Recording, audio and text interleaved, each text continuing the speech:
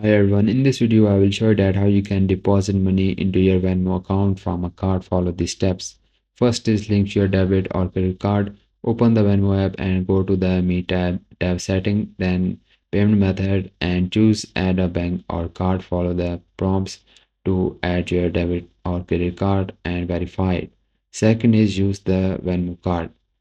If you have a Venmo Master debit card, you can transfer money directly from your linked bank account to your Venmo balance. To do this, open the Venmo app and tap Me, then select Manage Balance.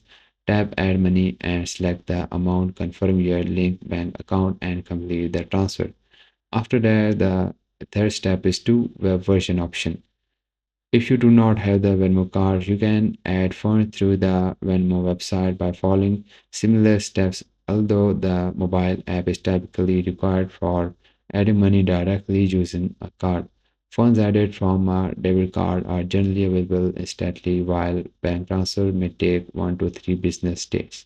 Guys, if this guide is useful for you, so please consider liking this video and bye bye and take care.